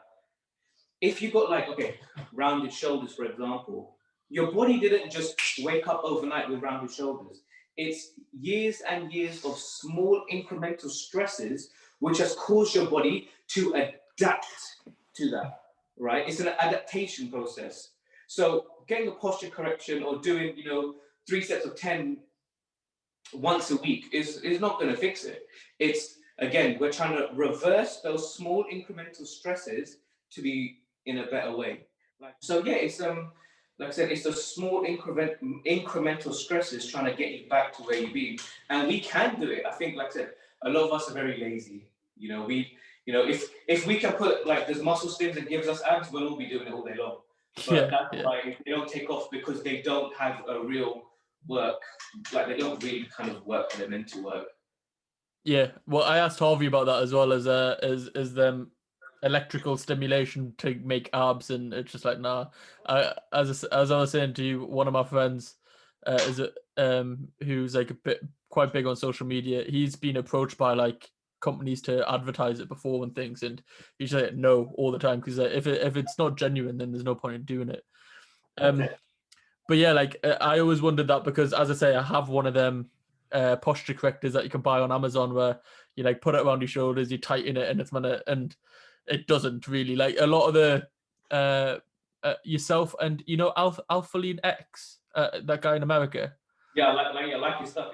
Yeah. You two basically have got some really good stretches. Like him as well has some really good stretches and things as well, and that's more what I've been implementing over the years, rather than before. It's that whole what's it like, all the gear and no idea. So you buy everything, and then you want that to fix you, and then holly you get the idea and you drop the gear because you don't need it anymore. But another thing that I actually wanted to ask about, which is one of these other products, is so mid last year I got a bulging disc. I imagine that's probably a common thing as well, with linked to posture. That probably happens. And one of the things that I've seen, like, kept on coming up when you are on the internet, is this little, like, I think it's called, when the word magic is in it, it's not going to work. Yeah. All right. Yeah, I think that's it. I think it's that little, no, it's like the little arch thing where you just lie down on it and it's like it's raised, and then you just it's like meant to decompress your spine.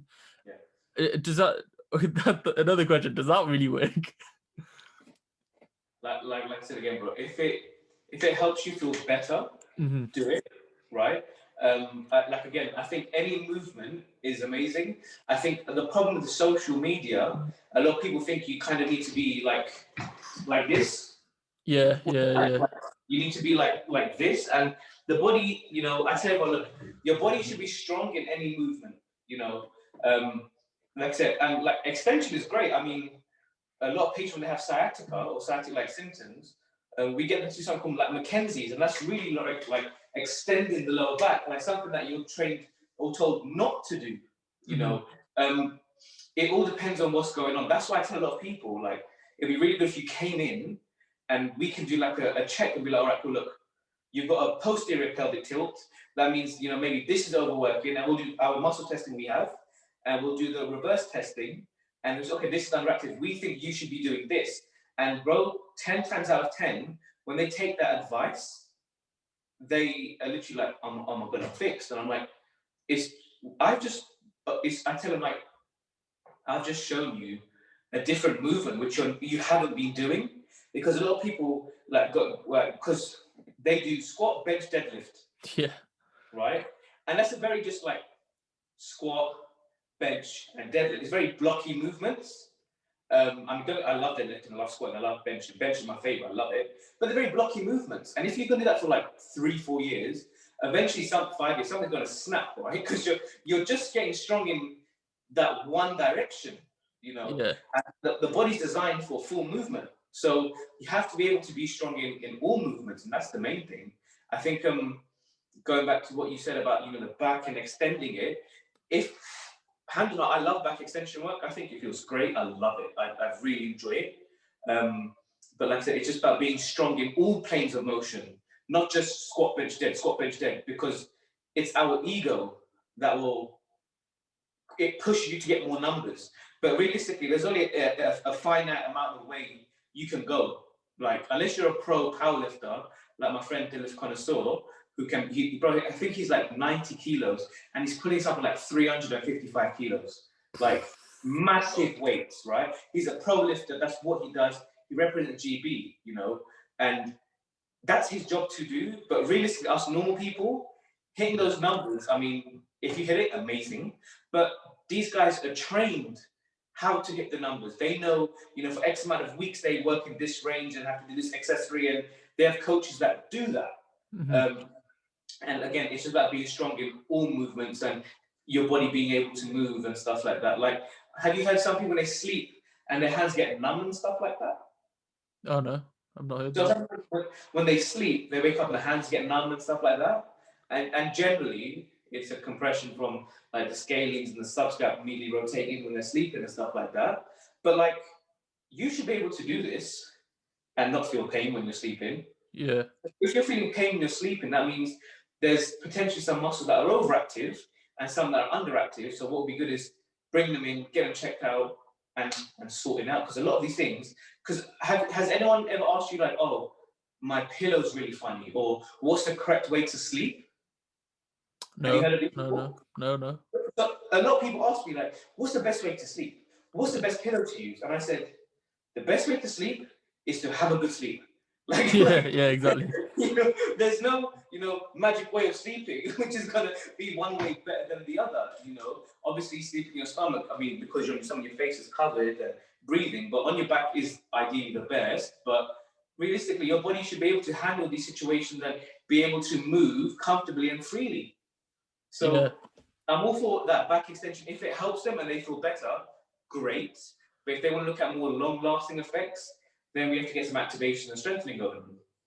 Yeah, that's so like when my bulging disc happened, that's basically what happened to me. Is I went to a sports therapist up here in Newcastle, one of my friend's gyms, and she was amazing, to be honest. Like she basically told me what to do outside the gym and like all the strengthening exercises. I didn't realize how tight my psoas muscles were, like ridiculously no, not psoas muscles, piriformis, is that the one? Yeah. Like, around like your lower back and your glutes. So in your bunda. in your bunda. So I was coming home and doing like pigeon. We'll love it. At that time, actually, I hated it. Honestly, I was doing these pigeon stretches every morning, and bloody hell, like they were painful. But then you get to move and like as I said before, like shops up here, you lift up cases of beer, so you need to be like a bit more flexible just on your lower back for that sort of thing as well. So that's basically sort of some of the questions that I wanted to ask, like for my personal preference, just for like my personal thing, because obviously I may as well take advantage of the situation, be able to ask one or two cheeky little questions. What's your like plans for Primal going forward? I know you alluded to it before, trying to help as many people, and like train as many other sports therapists to be able to help even more people. But within like the next, say, year to 18 months, if COVID goes away, what are you hoping to do? Growth. It's all about the growth and continued growth. I think what we're trying to do here at Prime was like, I've told the whole team and the team on board the vision and culture. It's if we're the same from when it was yesterday, we haven't progressed. It's just small victories over a long period of time which win the war. Mm-hmm. So like with Primal, if COVID didn't kicked in, hand on heart, we would have probably had another site. And you can see one of the videos I recorded about COVID. I said, we're on plan to open up our 5th site. We had 2 sites lined up, but because of COVID, it just shattered everything. 18 months to a year, hopefully. I'm married and got a kid on the way. That's my personal. I think with Primal,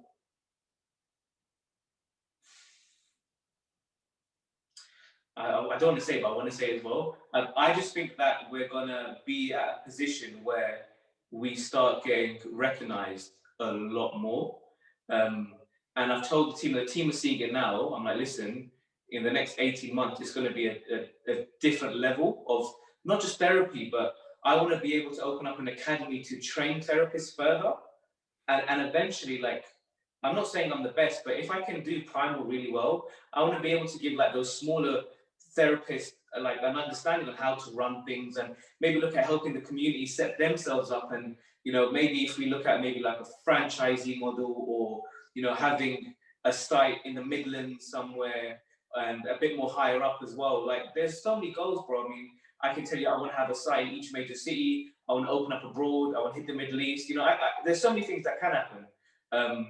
I thought that if it wasn't outside London, it doesn't matter. Pardon? I thought you said if it's not in London, it doesn't matter. People still need help, even if it's outside London. Good save. Bro, you can't catch me up. I'm telling you. You cannot catch me up. But yeah, like, a goal for me with Primal is I want to see if all the systems I've put in place here, maybe if we find a therapist further afield and kind of work what we do here, and if it works for them over there, then I can be like, do you know what? I can actually roll this out to Ireland. I can take this to Portugal, and I can help people train there. Because, bro, I get messages from Portugal, Italy, Spain, Ireland. Can we come? Can you teach us? Can you do this? And I mean, yes, I would love to do all that. But right now, I want to focus on solidifying my team's future and their goals and aspirations, allowing them to excel forward, and then we're going to like hit things really hard. Within, hopefully by July, we'll be hitting it really hard. Yeah, that's sick. I think everybody's in that sort of uncertain position with this COVID times and things, which is it's been a proper bummer. And you don't really know. I've seen like recently they're about to extend furlough until like June, which isn't a good sign. Because I thought it was only till March beforehand. Right. So we'll just see what happens with the COVID thing. But it's a proper bummer when it gets in the way of growth and things, especially like for yourself. Bro, like honestly, like I mean, I'll let you know if I want this in a podcast. I'll just tell you, like, realistically, like I got my profit and loss sheet. And like I said, yeah, numbers are great. I was just a bit upset because we've always been boom, boom, boom, boom, boom. Mm-hmm. And to see what I saw, I was just gutted because I was like, so there's been no growth. That was it. The numbers, I don't care. 100,000, 19,000, 10, I don't care what the numbers say. I want to see, have we grown? Yeah. I was like, wow, we couldn't grow. And for about 2 days, like, even the team, like, you're right. I'm like, yeah, I'm just a bit annoyed. And they're like, why? So look, it's not about numbers. It's not about numbers. It's the growth. you know. But like I said, I've got an amazing team, bro. Honestly, if you met the team, like they're great. They're all Celine, Jordan, Loretta, Drillin, Sophie, Harry, Amit. They're all very great people. They're lovely, lovely, lovely people, and it's an embodiment of what Primal is when you see them, how like selfless they are, you know. And like after having that conversation, like what I saw, like the team have just realized that, you know what, we're in this together. Like Karan did so much for us then to kind of like even Jordan said, like he goes, Karan, it's weird for me because when drilling started, Primal was here, and he goes, now like you've taken it here, and even though drilling started here, now drilling's here with me. He goes, I'm starting here. Mm-hmm. And he goes, for the next person, when we're here, they're going to start here, you know. And I think when the team heard that, it really just ignited fires in them, and they've really done really well. They're really helping me like grow and develop this, because, like I said, Primal is it's for all of us, bro. Like honestly, like with my DMs, I don't know. Have you seen that when I post my DMs? Oh yeah, I think I've seen a couple. Yeah, bro. Like I'm so blessed, and hand on heart, I respond to 90% of them. Like sometimes, you know, Instagram, it doesn't load them. It doesn't load it. So, and then I'm like, oh, I'm so sorry. Like I remember one guy, bro, I didn't respond to him for like 87 weeks. And I was like, I'm so sorry, I'm so sorry, I'm so sorry to this. Anyway, he came in, had a session, we're really good mates now. But like, it's tough, especially when you're running Primal, personal life, marriage, this, and, you know, team, and then Mrs. wants to go here, Mum wants you to do this, and Dad wants to do this, and this and it. And bro, it's tough, man. Like mentally, bro, it's. I've had days where I'm like, oh, I can't do this anymore, man. Like it's tough. It's really tough, but growth is the main thing. Growth, yeah, it's all about the growth, bro. It's all about growth. Yeah, well, from a couple of years ago, I've seen like that I've seen the short journey within them couple of years, and it seems like it is growing even like more and more. Yeah, sorry. So what did you see? Like, where did you? Do you know? This is my podcast to you. What did you see? Like, what did you see? What did you think of me? And yeah, like, why did you follow me? That's what I want to know. So, perfect time, but I don't have to answer anything. No, so a few years ago, like as I said, I was proper in banging the gym out and stuff. Like I was doing the deadlift, squat, bench, and very sort of just like blocky movements and all those things. Got my bench up to like 200 kg.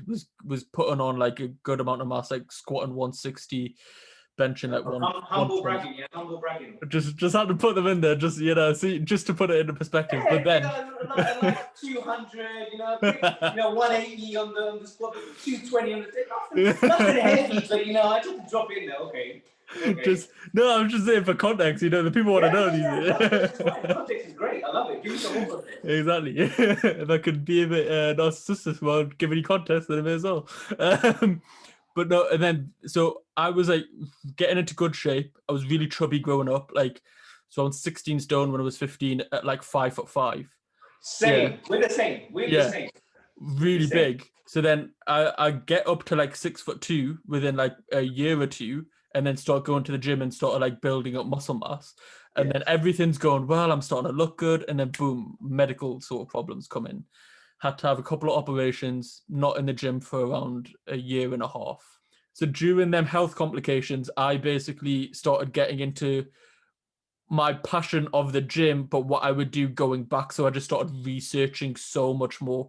I came across Alpha Lean X, as I mentioned before. Watched a lot of his videos of not just like the training aspect, but more the sort of rehab aspect.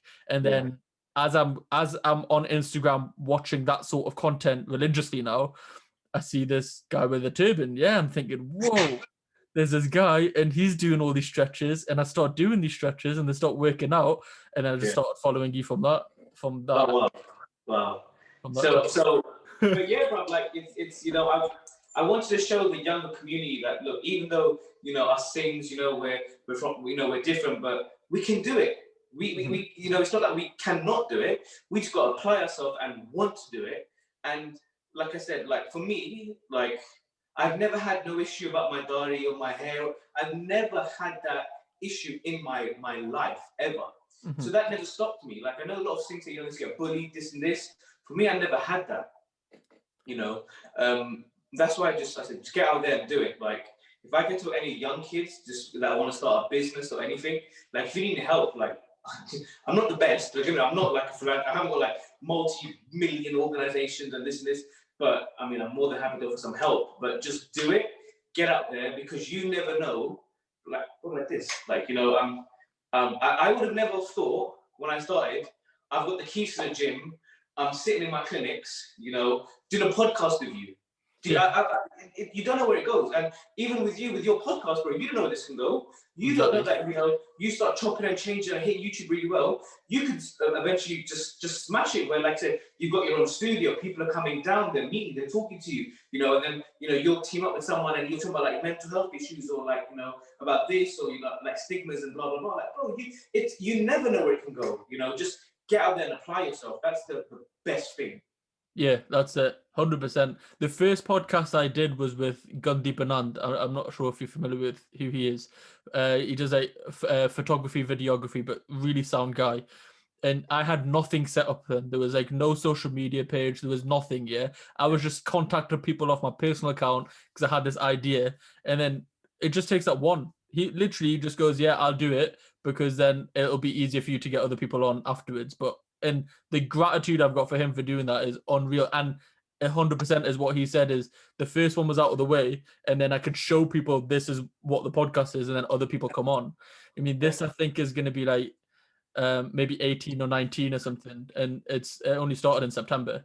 You know what I mean? It's like one a week for that amount of time, which is super dope. And this is on my 8-year-old laptop that I had through sixth form, through uni, and I'm still rinsing right now. Yeah, it's one of the oldest Macs that still has one of them CD drives in. Yeah, that's how. Yeah. I'm not even kidding. I got one of them because I used to burn CDs for car all the time. Yeah. Those serving me well now. Like, and it wasn't nothing fancy on the few ones. I've got a mic now, which makes a bit of difference. But the first couple, it was just starting and see where it goes. Bro, look, you started in September, you said? Yeah. Bro, before this podcast, me and you were talking, you said you want to open up your own studio. Yeah. Eventually. 4 or 5 months? Yeah. And then that means for you to get to that stage, you're at that stage. Mm-hmm. And that's amazing. Like going back to Jason Kavanagh, my client, the one that said to me that take the money, and make your thing public. If he didn't tell me that, I don't know what would have happened. Yeah. And it's just that first one. Like even like I've got my book not with me at home. My first client, and he is the first one I've ever had, and I still speak to him today, bro. That's the sickest part. Bro, like I still speak to my clients even before him when I was treating the mechanic's garage, because like you said, that gratitude, where these people, maybe it's more of a sentimental thing for us, I don't know, mm-hmm. It might be, but they enabled it. Yeah. To go where it's going. And yeah, man, trust me, like it's just get out there and do it, bro. Like it's tough. Like you gotta have thick skin. But just anything's achievable. It's limitations we put on ourselves. Yeah, 100%. Me as a sports therapist and, person with a physio degree, bro, they're going to outsmoke me in so many things. There's a lot, bro, right? Mm-hmm. But if I would have taken what people told me when I started out, Karan, there's no point, your qualification is not as high as this person, this and this. I'm like, do you know what? Fuck you, bro. I'm going to do this. And I'm going to do it to prove to myself I can do it. Coming to the end of the podcast now, I ask the same 5 questions to every guest, so we'll rattle through these quite quickly. The first one is, what are you most proud of?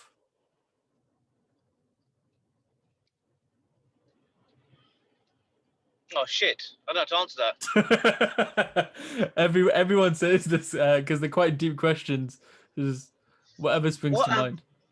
What am I most proud of? I'm most proud of being able to embody both my grandfather's history, culture, and respect, and what they've taught in me to go forth and show their morals in life. That's sick. Number 2 is, what are you most looking forward to? Being a father. Number 3 is, what is your biggest motivation? Spend time with my children and make sure that my daughters know how they should be treated and looked after, because I think a lot with social media can really play with kids' minds. So yeah, being a father and being able to show kids, pass on my knowledge to a new generation. Number 4 is, what is your definition of success? What people say about you when you die, and as long as it's all positive.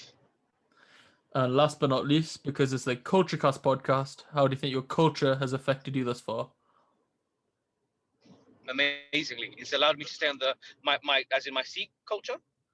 Your culture, so that is your Sikh culture, your Punjabi, Iranian, Turkish, all of it, your culture. It's allowed me to become an unserious candidate. I'm joking. No, it's given me a grounding point and understanding that, just don't be a dick, just look after everyone. Everyone's the same, like, how has my culture affected me? Well, my culture affected me to allow me to become the man I am today. To look after a team of 5 and hopefully a team of 500. You never know where it can be. The man I am today is because of my culture, the morals and ethics learned throughout having all the Iranian, the Gujarati, the Punjabi sides and everything. I hope that answers that question. I mean, that's a really hard question to ask. Yeah, How does your culture? That's the last question. Everybody. How does your culture define you then? Now, what was your question again? Sorry. How has your culture affected you this far? I'm gonna ask you, how has your culture affected you this far? For me, it's similar. So like, my culture has affected me this far because it's that adaptability, being around the Indian kids, being around the white kids at school, being in a Punjabi household, but also being learning business in the shop from an early age, learning like property side of things, learning how to speak to so many different people and adapting to every person in every single conversation. That's how it's like affected me so far. Okay. Because it's going to affect me more. But the thing is, I see culture very different to maybe what the actual definition is. For me, culture is a very individual thing. I know the definition is like a mass amount of people doing the same thing as culture, but for me, it's an individual thing of what like influences, what background do you come from, whether that be your friends, your family, any interactions you had which shaped you going forward. That's how I see culture. Right, cool. North Wheezy, Northwest London, mate. That's the culture, bro. Yeah. That's the culture. You can't be from London and be narrow-minded. It's impossible. Mm-hmm. You got Chinese Tyrone down the block, and you got you got Fat Mohammed down there. Both saying Wagwan, blah blah. Listen, we're on the same streets, on the same everything. It's the same. Okay, I understand. Yeah, man. Okay, I understand. I get it. Yeah, you're right, bro. I mean, okay, your answer is my answer as well. Yeah. No, your answer was good. I enjoyed it.